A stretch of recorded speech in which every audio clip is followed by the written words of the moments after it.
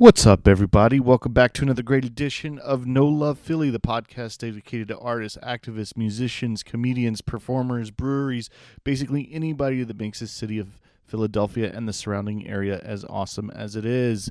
I have got to tell you, I had a fucking blast at Slime Time Live in Tralfamadore for Good How Are You Fest. And the next few episodes are going to cover the underground basement scene, which basically turns people's houses, their house basements, into live venues. And we're also going to cover the bands who play them. We cover a lot of shit over these next few episodes, so you're going to want to make sure that you check out all of them. For this episode, we bring you Rent Boy. Well, two of them at least. Their lead singer, Rob, had to go back to New York to take a test about rocks. We talked about how they've managed to still jam out while their singer is finishing up college out of state, the basement scene in general, switching up their songs as they see fit for each show, and we get a crazy-ass Philly story. It's a good one.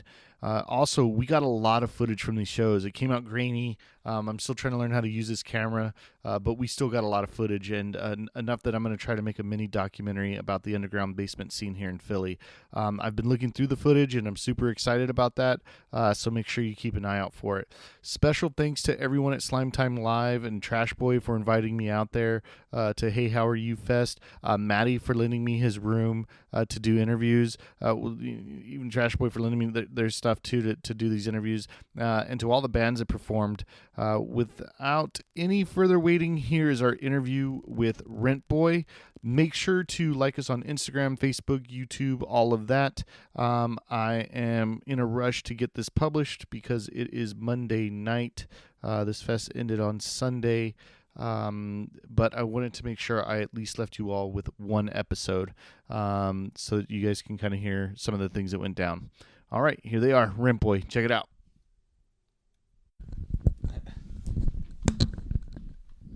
All right, man. So here we are today. We are at day 2 of Good How Are You Fest at Slime Time Live. Why don't you guys say what band you're in? Tell everybody your names. So we're called Rent Boy, like a male prostitute. I'm Danny, and this. And I'm Sam, and we have the ghost of Rob Brown with us today as well. Yeah, he had to take an exam on rocks, so he bounced really early. Oh, he's a geologist? No, he's not. He just he didn't fulfill his science requirement fast enough, so then he was stuck taking rocks for jocks. Oh, and so he was telling us about limestone earlier, and I'm sure he would regale us on it now, but he's not here. Yeah. So how long have you guys been together? Well, it's a little complicated, yeah. So we formed Rent Boy about a year ago, but I've known Sam for 5 years now. I mean, we all went to college together, so we've known each other for a while. I mean, I taught Sam how to play music pretty early on, like sophomore year, so it's like 4 years ago. And so we've been playing music that long, and Rob and I have been playing for like 3 years now. So yeah, it just kind of seemed like the natural progression of things that we would just bring those things together, and actually form a band. Yeah, so we went to Skidmore College, which is in upstate New York. Not a lot else to do. Not a lot else to do. It's a great place.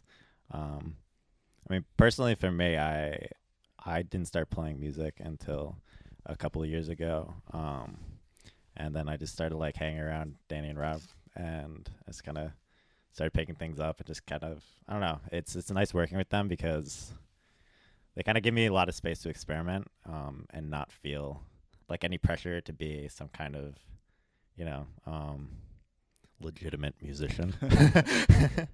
But another great thing about the underground music scene, we were just talking about that, is like anybody can do this. It really is that easy. It's like you can just go to a show, meet the person who booked it. They're just a person. You're just a person. You have like an inkling that you want to play music, and they're like, all right, yeah, let's set it up. It's done. Wow. It's that easy, And that's a really powerful thing, to just be able to, like play music. That wasn't something that was available like even like 50 years ago for you to just like get up and start playing shows that quickly. So you guys are from upstate New York. What brought you out to Philly? The scene. I mean, we came here to do this. We just heard a lot of great things about how about how tight the scene was here, and I mean, You probably have to hold that mic closer, but oh yeah, closer. Yeah, I mean, we had a couple friends who lived here for a little bit, and they heard us and they were like, "You guys should go to Philly because Philly has a really, really, really strong scene that's a lot more relaxed than Brooklyn." Because we were originally thinking about moving to Brooklyn, but that was just terrifying. Like New York City is it's a scary place if you're a musician because there's just really, really, really intense stuff going on there. And this is much more relaxed, a lot more leeway to kind of feel out what you're gonna do before you really take a plunge and try to label yourself. I think it's been so awesome getting to come to these the underground shows for the past 2 days. To Good How Are You Fest, because I've met musicians that have kind of like have this dual life here and in New York. You know Oh what I yeah, mean? because we're so close to Brooklyn, right? So it's only like a 2-hour drive. So people playing Shea Stadium, you can just drive up there in like a night. You leave at like 5 o'clock, shows at 8. You get there just in time for a sound check, and then you just come back, and you're back home for like late night snack. You go to bed, you wake up, you go to work in the morning. But that's so wild to me that you guys. I mean, first of all, what did you guys go to college for? So, I studied psychology, Okay. and Sam. Yeah, I studied English and art. I work at the Fabric Workshop Museum in Center City right now. The where? Fabric Workshop Museum. It's Okay. just like a temporary art museum, but yeah. That's awesome. And so, what do you do now? I mean, you guys literally for real, legit came out here for the music scene. You guys are like, no, we're coming out here to jam. It just like made sense because I mean I'm from New Jersey originally, so I'm not far off, and it's And so, like the idea of looking for work or anything like that after postgraduate, that didn't scare you all at all, or Because we were moving to Philly, it didn't. Okay. Honestly, a big reason that we came here was because it's cheap, and I think that's why a lot of people move here after college. I know of a couple other bands that there's actually one that also went to school in upstate New York that came down here just because it was cheap. It's just if you're trying to be a musician and you're not like a commercial musician, you can actually get a job that's not like insane. Like you don't have to I work at Guitar Center, like I basically make minimum wage and I live comfortably in Philadelphia. Like I can't do that in Brooklyn. I can't do that in Baltimore. It's just a lot more lax. I can spend more time, doing what's fun. It's not a very low pressure situation. That's awesome. Yeah. And I think that, and I've said this over and over again on this podcast, but the more that the musicians that I meet and things like that, it's definitely kind of having, this balance between work and the band, but always being like whatever job it is, something they can walk away from, or like, something that they're not worried about losing, Yeah. So are you all, we're talking about this New York, Philadelphia corridor that exists. Are you guys going out to New York to perform shows? Or are you guys going outside of Philly to perform? yeah. I mean, so what's kind of weird about our group right now is that Rob is still finishing school, and we haven't really gotten a chance to really like nail down like any kind of like routine, like because Rob will come down from New York like every other weekend and we'll do shows, but it's kind of hard to like develop our voice without him here, and just like get rehearsed. So like every show we've been playing for the past few months is like we'll come to the basement, to like a basement or something, and like that's the rehearsal almost. But yeah, but I mean Rob is gonna be his last final is tomorrow, so he's gonna actually be moving down here. Yeah, just like Matty Klauser has been a huge boon to our ability to play here because he's on it. He's also on a the grind. transplant from New York. Yeah, he moved here from Right. Brooklyn, right? He hates Brooklyn. He's talked to me. I've talked to him so many times about like how awesome Philly is and how much Brooklyn sucks compared to Philly. And it's just a lot more relaxed here. There's a lot less pressure to like really like move up the ranks. You can just sort of chill and like do what you want to do. You don't have to worry about whether it's going to make you any money because you can just get like a part-time job. Well, Yeah. that's it sounds like you guys are definitely living the dream. And you say I'm sorry, his name again, from New York? Rob. Rob. Yeah. So Rob is going to he's signed on to he's going to move out here and Oh yeah. I mean, like we signed the lease, you know, like he's Whoa, coming. dude! So are you guys going to open up your own house venue? Is there any talk of that? Or? We're in a row house, so probably not. We've already had problems. Like we like to rehearse a lot because we're neurotic, and we've had problems with neighbors. We almost got evicted. Our neighbor literally broke into our house to tell us to shut up one time. What? Yeah. Wait, I want to hear this. Wait, no, pause. We got to wait for this. Hold on. Give me just a second. Yeah. But so this actually, do you mind telling the story? No, not All at right, all. hold on. We're not in the wrong here. We Okay, weren't no we problem. weren't Give me just a second. really breaking the law. Just give me a second here. So what I'm doing right now is I'm kind of jumping in. I'm grabbing my camera. And the reason that I'm doing that is because I'm starting this new thing. It's it could either take place on the podcast, on video. I'm hoping to turn it into hopefully a live show where people come in and hear and participate in. But it's called CAPS, C-A-P-S. And what it stands for is Crazy Ass Philly Stories. And as soon as you said that, I was like, this oh, qualifies. shit. This qualifies. Exactly Oh, yeah. right. Hold on. So I'm going to move right here.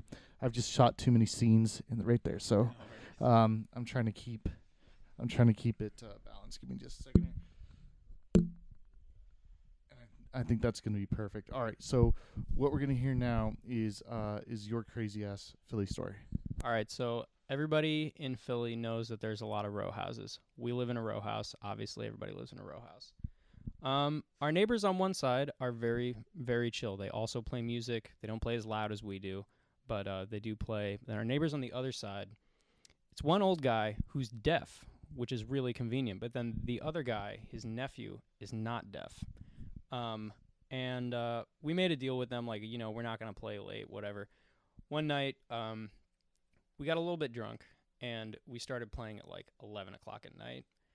And we were jamming, and at a certain point, we just like heard some commotion upstairs, and we were like, all right, what's going on? So we went up there, and there was no one up there, but our front door was just totally ajar. Our screen door was off of its hinges. It was literally, it had been kicked in. And we were just like, all right, what the hell happened? So we just like closed the door and like, you know, dispersed, right? We didn't play anymore. The next day, I think you were actually on the porch. Yeah. You should tell this part. Yeah, this guy, our neighbor walked. I was just kind of sitting on the porch reading, and our neighbor was walking into his house next door, and I forget what he said, but he was like, "Had it up to here, boys. Had it up to here." And he's like walking by, and I don't know. He kept saying something, but I walked up to him and asked him what was wrong, and I think he was expecting me to be a little bit more confrontational than I was, but he started like going off on this whole rant about how he was young once, and he never would have done that, even though he was crazy when he was our age, and I don't know. I just started apologizing, and I don't think he expected that. So basically, the long and short of it, what had happened was he had broken into our house to tell us to shut up. He made it as far as our living room, realized what he had done, and then ran away. And that was it. That was the end. Did he fess up to that? He didn't directly, but as soon as we apologized, he was like, no, I'm sorry. You know, like, it won't happen again. Like, all this stuff. And, like, a couple months later, we got an email from our landlord, like, one more noise complaint, and you're going to get evicted. And we didn't even see any of the other ones. So I'm just kind of assuming that what happened was our neighbor had contacted our management company and let them know what happened. The door is still broken. Yeah, the door is still busted. And you know what's fucked up? He's a construction worker, and we could have asked him to fix it, but we're too passive. We can't. I don't want to deal with that kind of confrontation. That dude is scary. Wow, man, that's That's crazy, dude. Yeah. So like, what? That's just so random. So he realized what he did. I would think that you guys would be able to have him by the balls right now and be like, no, no, no, no. You broke into our house. That's breaking and entering. I think that's a felony. Yeah, And, we were we'll play whatever kinda- we want whenever we want. we were kind of drunk and high at the time, so it's a little, a little bit muddled as to what we should do. We were just like, what happened, and like we didn't really piece it together until like a couple days later when we were just sort of like, he apologized, and the door was open, and he lives next to us, and he hears us rehearse all day, every day. Okay, he probably just broke into the house. So how old is this dude? Or He's like in his 50s. All right, Yeah, so- he's like a graying old man. so throwing house shows is not what's going to happen Oh, no, at your definitely spot, not. right? All right. Definitely not. Man, one of the golden rules that I've heard over the past 2 days is kind of like, be good to your neighbors. You know what I mean, Oh, and yeah. talk to them They'll and, make or and let break them you. know what's going on. And then that's how the venues are kind of succeeding, and with so many of them. So, how many house shows have you guys personally played since you've been in Philly? How long have you guys been in Philly? About a year. We moved here last June. It's May now. So we've lived here for almost 1 year. Yeah, it is. We didn't really start playing shows until we'd been here for a few months, because we didn't know anybody, obviously. But yeah, it's tough to say. I'd say like upwards of like 15 or 20. Not a whole lot. It's really hard. That is to, a like, whole lot. I mean, Really? well, think about it, man. I mean, that's 52. There's 52 weeks in a year. If you're telling 20 shows, It's like every you couple know, weeks. yeah. I mean, it's harder. I mean, we'd like to play more. are you playing venues? Yeah, we've also played some venues. We played some bars. We also play. Surprisingly, our biggest shows have actually been in upstate New York at our old school because we know people on the events committee there. So anytime they need an opener and they think that we'd fit, they let us know, and we're like, yeah, of course. I mean, like we played with Gorilla Toss, we played with Power Bottom. There's this, T-Rex to see.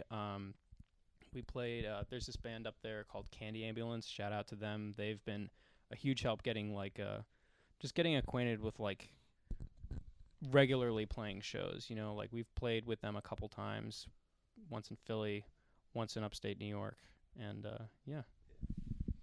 Yeah, the whole thing is kind of like an interesting balancing act, though, because I think figuring out how to get shows and doing the whole search for other people that are like-minded or other bands that might be palatable with us. People like we're starting to get ready to record, and like that's a whole thing that we got to look at, and it. What was your experience like? Coming into the scene and trying to find those connections. What was that? How did you guys start off? Who did you run into? And what was your experience like with that? Matty Klauser. Yeah, Matty Klauser has been a godsend. He's a really awesome person, and yeah, he's very open, and he's always booking shows. He's always thinking of who did I just meet? Who needs some help? Who needs to make friends? Yeah, and I feel like every show we play, we make at least like one or two connections. Like we'll always have someone come up like after the set, and then we'll like go from there, like just friend them on Facebook or whatever, and then they'll hit us up the next time they need a show or something. But I think we'd probably have a lot more trouble if it wasn't for social networking, though. Like, Oh, you millennials. yeah, right. If I didn't have Facebook, I wouldn't talk to people. Yeah, I don't know. It's strange. I kind of like go back and forth in my head sometimes whether or not it's like an actual positive thing, because it makes getting shows very practical. It makes finding new music very practical, but at the same time, it almost like I don't know. It almost takes away from this search for like I don't know, just randomly stumbling upon something. Well, I mean, it just sort of transplants it from like the physical realm into the digital realm. It's not like we're not it's not like we're doing anything differently. We're just doing it on Facebook and on Bandcamp and on SoundCloud. You know, we're not really we're still like talking to people just through messages rather than like interfacing person to person. You know, it's much more of just a it's just a different sphere. It's not really like we don't talk to people. We just talk to them online more often. Right. So I think that you guys. So I'm a little bit older than you guys, and I think you all are so lucky, like to be able to have access to information as quickly as you all have it now, and through social media and through one post you can reach 1,000 people. I used to do shows back in the day in Texas. That's where I'm originally from, and no man, we didn't have social media like on the scale that it's at right now. Oh, yeah. So I would go out to shows, man, and I would hand out flyers to every single person as they were exiting the building. I would put them on cars, and that was the only way that people knew, unless you had money for radio time. You know what I mean? That was the only way that you could do it, and I would have to promote for like 4 weeks in advance. So and maybe I'm wrong here. Maybe even the idea that like it took me this long to do this, and I had to wait up till 2:00 in the morning to hand out these flyers, and I had to, do it like that. But do you all does it still take you guys 6 weeks to prep for a show? Yes. What, are you serious? That's still what it is, huh? It's still it's the same thing. It's just instead of handing out flyers at a show like at 2 a.m, I'm on my couch at 2 p.m, just like trying to think of a witty comment for a post about a show that we're playing in like a few weeks. So and then you got to like keep doing it. It really is pretty much the same thing. It's just happening like in your living room rather than out there. So as I was out there making witty jokes on how to get the people to get this flyer, you're over here having to figure it out online. Yeah, all right, I got you. It's easier because I only have to think of one witty joke. I think the other thing that's kind of weird and different is you can have an idea of how many people are going to come to the show based off of how many people say they're going. And it becomes this weird numbers game. Like it feels like an algorithm or something. You're still very fortunate. No, I totally agree. I prefer this. I would say back in my time, right? Yeah. Going back onto it, but like the thing that would break your soul is it when you would hand people flyers and they would just throw them on the floor, and you'd be like, you just see this layer of flyers, like, fuck, is anybody gonna come? You know? And at least now you get like 19 are interested. You know what I mean? So that's still, you guys are very lucky, man. Very Definitely. awesome to grow up in that time, but you still have those same anxieties also. Like, shit, how many people is Facebook ever right with that? Like 80 people are going, 3 people maybes, or honestly, I think it's usually like pretty on the mark as far as, I don't know. I think it is. I would say like if like 80 people say they're going on Facebook, 60 of them are probably going to show up. And then also, like maybe 10 of the people who were interested are going to show up, That's not bad. That's a 25% attrition rate. Yeah, that's not a bad. Those are not bad odds, but it varies from show to show. It depends on how big the show is. If it's like we're going to a show tonight, there's like 200 people interested in going, 100 people say they're going, that venue won't fit 100 people. Wow. It's just a matter of like physical space. There's not room for 100 people in this spot. So, it's not quite gonna end up that way. Do you think they're gonna have to turn people away? Yeah, that happens. That happens with more popular shows. Usually though, I mean, the promoters will have the foresight to just hold it in a larger venue. But sometimes with these house shows, you can't really argue with the size of a basement, and if you can't put it together to have it at like a bar or something, there's really like, what else are you gonna do? Has it been difficult for you all to set up shows at venues as opposed to the house shows? It is a little bit harder, just because getting a hold of somebody who promotes for a bar is really difficult. What is that process like for you guys to secure a venue or a bar here? I mean, so far we'll just like I'll go into a bar that like we saw a show at, and I'll just hunt down the person who promotes. Like I'll just ask around. I'll ask the guy at the door. It's always a safe bet to ask the person at the door, like, who's booking the show, who put it together, who usually does this kind of thing, and then go, schmooze with that person a little bit, friend them on Facebook. That's the way to do it, because then you don't have to deal your hand right away. You just kind of like, oh hey, yeah, what's up, and then later on, But it's not you're not creepy like, hey man, what's your Instagram? no, no, I don't even have an Instagram. I'm a Luddite. And I think the thing, especially, I don't know. I think people get it. Like I don't think you have to do like some big song and dance and like court someone. You just say, listen, like, we're a band and we're interested in playing. And then I think the other great thing about having a digital presence is you can like stack your words. Like you can say like, go to our Bandcamp and check us out. Like You can really hound people. yeah, we actually get a lot of shows too if someone's just posting on, like, we're part of a Facebook group called DIY Phil. And people will just like post every now and then saying, hey, we need a local Philly band to come open for us or whatever, and we'll just put a link to our Bandcamp and then get a message a couple other days, and it's like that easy. I don't know. So you guys are more so jumping on shows that are already existing as opposed to like having to go out and set up your own or do anything. That's a smart way to do it. We certainly don't know enough people to do it the other way. I mean, since we just moved here, maybe later down the line, but I can say for certain that none of us have experience actually like putting together shows like at a venue, like getting bands together. I mean, I've booked a couple bands at a time. Not like I haven't booked, but like I'll send out emails to venues being like, oh, I'm looking for a show with these two groups. If you have anything lined up, just like let me know, and they'll get back to us.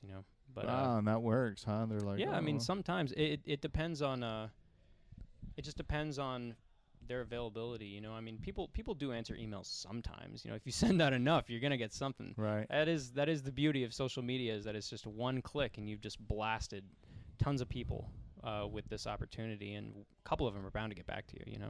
So, you guys are talking about that you're going to be doing a recording here. Do you guys currently have any material out now?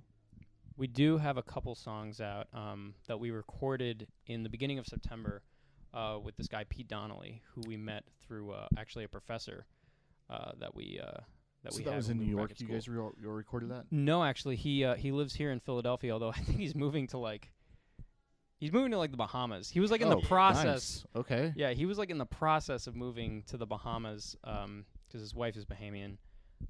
When we were recording, so we were kind of getting him like in between. When he would come back to like pick up his escritoire or whatever, we would do a session.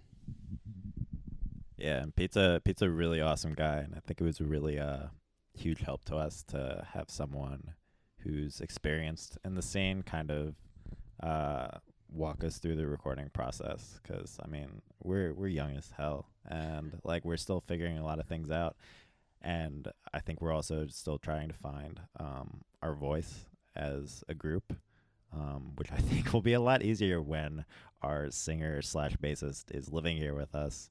But yeah, like the stuff we have on Bandcamp now, the two songs we have on Bandcamp right now, we don't even play anymore. Like I think they're good recordings, but it's just not the direction we're moving in anymore. So hopefully with the next batch, we get to work a little bit more as a group. So do you guys already have a place in mind to record this material that you? Well, right now, our strongest lead is with this guy Jack Hubble, who has his own project Telescopes, but he lives like out in rural Pennsylvania, like near Ambler. Actually, it's like way out to the west, and so he just lives in this farmhouse, and there's 4 living rooms in this farmhouse, and he has 3 other housemates, so each of them gets their own living room. Whoa. So what he did with his living room is he set up a studio there, and he just like records local bands, like he usually does a band like every 2 weeks. We met him a while back in February, I think. We played a show with him, and he just came up to us afterwards. He was like, "You guys were great. I want to record you." And we were like, "Ha, sure." So he's doing it pro bono. Well, yeah. I mean, I think we would have to compensate him somehow. I Right. mean, How about a free CD? Yeah. Right. I mean, ostensibly, this wouldn't be like an overnight kind of deal. Like we're pretty exacting when it comes to being in the studio. I mean, Rob and I have been recording things since we were like 13, not together, but like, you know, individually. So we each have our ideas about what's going to happen. And yeah, so far he's probably the guy we're going to go with. But we're also, when we played with Power Bottom, we were talking to them after the show, and they were just like ranting about this guy Chris Daly, and we should, you know, they were saying that we should hit him up, that he taught them like everything about how to be a band. And I mean, like, they're doing pretty good now, so we're gonna try to hunt that guy down. But yeah, so far that's pretty much it. Dude, that's awesome, man. So it's good that you guys are like finding your place and what it is that you guys want to do. Yeah. Go ahead. I don't know. I think the most important thing too is like Danny, Rob, and I don't know. I consider us to be friends before bandmates, and I think the thing about a lot of bands is like you can like egos will clash, and they do. Like we spend all our practice sessions like arguing like crazy, but at the end of the day, I don't know, we're more than just like musicians together, and I think that's really kind of what makes it worthwhile. Our relationship comes first, like interpersonally rather than musically. Although we do actually jive with each other musically, which is interesting. Just kind of worked out that way. What are the arguments about? I mean, you're arguing. Literally like arrangements. We argue relentlessly about like texture and you know, like how many times we should play something. Like, oh, we should play it like, you know, we should we do this for like 2 times or should we do it 4 times? I don't know. I think it gets too repetitive. Oh, but it is a slightly monotonous riff, so maybe we should. I don't know. It's like it's all this this really esoteric stuff, but it just matters to us. Yeah, and I think like that figuring out that portion of being in a band just feels so much more important and feels so much more rewarding to actually like make the art. And I feel like getting the gigs can sometimes feel like it's taking a backseat, especially when we're still like, you know, developing together. But at the same time, I think playing gigs, every time we play a live show, I feel like we figure something out about the songs we're playing and how people respond to them and just how we feel playing them. I think you don't really know. I was listening to an interview with a writer named Zadie Smith a couple months ago, and she was talking about how every time she does a reading, like to a live audience, there's always like a ton of authors backstage going over their novels with like red ink and like editing out all the stuff. I feel like you don't know, like you don't know like what decisions to make until you're like right there in front of everyone. And then it's like it becomes painfully obvious like what's working and what's not. So I'm starting to see live shows more as an element of the creative process when it comes to making these songs. But What are you guys' live shows like? It varies. We're prone to changing our set list and even like radically rewriting songs. Like last night, we literally I think a lot of the shows we play, if we have a chance to rehearse the night before, we end up rewriting at least one of the songs. Oh my god. Yeah. Just because like, you know, we're just trying different stuff, you know, like we're still figuring things out. It's not like anybody expects something from us, you know. We're just like some small time band from Philly. Like nobody knows who we are. We can do whatever the fuck we want. Like if we wanted to, like if we've actually played noise sets before, just because like why the fuck not, you know. It's just more fun that way. There's something pretty freeing in that though too. Yeah, it really is. And I mean, just that idea that it's really awesome because you can be like Rent Boy, you know, never see the same show twice. Like, yeah, you know no, what I mean? for real though. Like I mean, like over the summer we were playing a set that was like, it was pretty solid. Like we wrote most of the songs like early in the summer, and then by the end of the summer we felt like we had a pretty good handle on it. We recorded an EP in our basement, but then by the time it was like ready to be released, we just kind of decided, nope, we're just not about it anymore. You know, it was and then we didn't finish it. And I think we've kind of taken that approach to our live show as well. We'll just like we'll have a song, we'll have been working on it for like a while, you know, and I don't think this is anything that's particularly uncommon with bands. We've just been working on it for a while, and then we'll just scrap it and then rewrite it. Yeah, I'm starting to think of composing songs kind of like sketches in like a notebook. I think it can be really easy to work on a song a lot and feel like it's got to be like super perfect and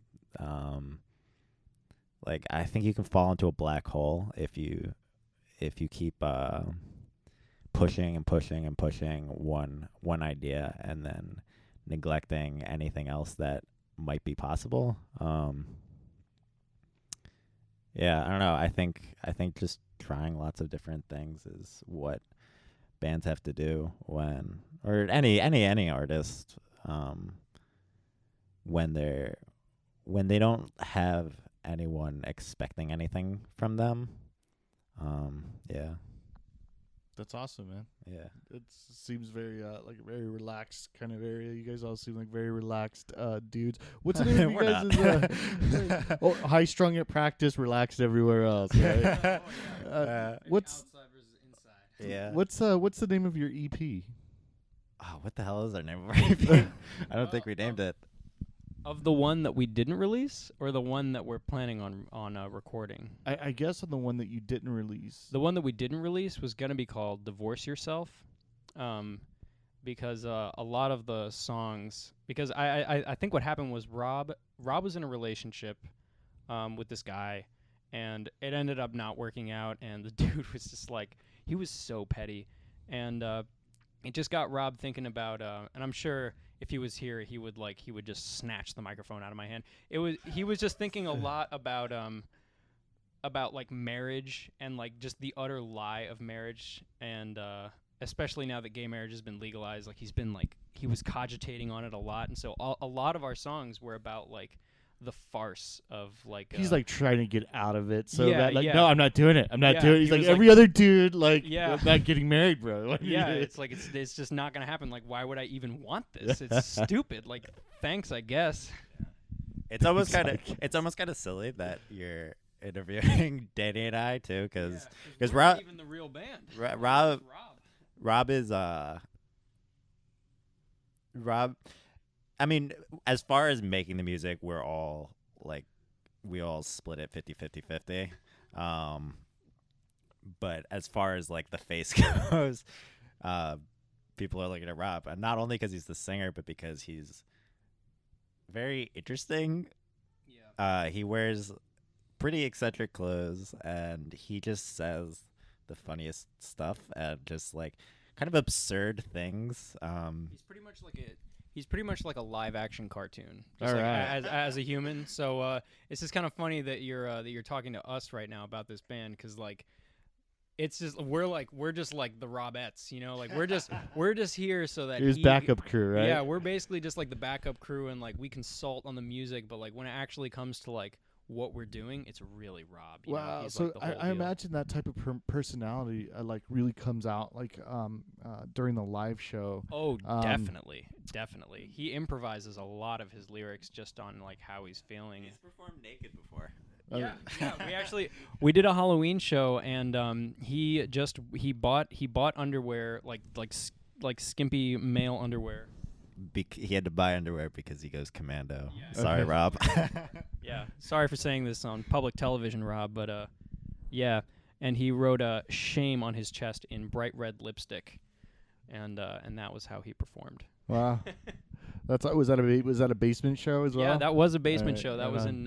in the Temple area. It was awesome. It was this house that had like a segmented basement. So one room was where we were, and that was kind of like where the boiler area was, and then there was like a further back there was like a bar with like a ping pong table, and yeah, it was just a really chill show, you know. And we played our set, but then the people were like, yeah, we didn't really book anybody else, so like you guys can just like keep going. So we just improvised for like a couple hours after that, and it was very relaxed. You know, people would come and go as they pleased, and yeah, it was a really nice experience, especially because we had like just moved here. Basically, we'd only been here for a couple months, And it was just really nice to be able to do that and to know that that people would be interested in something like that.